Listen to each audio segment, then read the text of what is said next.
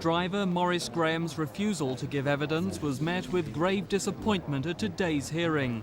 Inspector Alan Cooksey said the absence of first-hand evidence would make it very difficult for him. The driver, the inquiry's key witness, is refusing to give evidence because he fears it might be used against him if legal action is taken as a result of the Cannon Street crash. A statement given to an earlier British Rail inquiry will, however, be considered. The driver of this train, which smashed into another at Reading Station, also refused to give oral evidence at a public inquiry last year. Both cases follow the jailing of Robert Morgan for manslaughter after the Purley rail disaster. Meanwhile, the whole question of how well drivers are trained to deal with emergencies has come under scrutiny. It's been revealed they don't physically practice emergency stops as part of their training.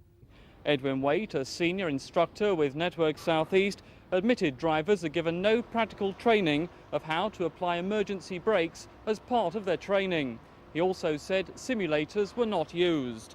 He accepted that unless procedures were introduced which gave drivers practical experience of emergency stops, there may be delays in applying the emergency brakes. I personally believe that we must now introduce, and we are indeed introducing, practical experience of emergency brake handling in the very near future. So why hasn't this been done in the past? Well, it's hindsight.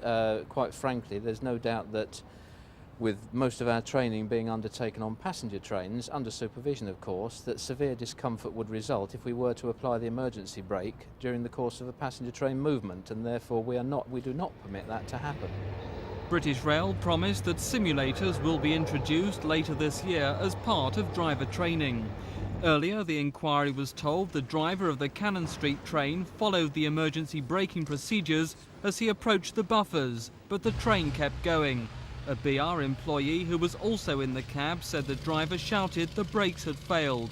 BR insists tests have proved there was no mechanical or technical failure. The inquiry continues tomorrow. This is Mike Pearce for Thames News.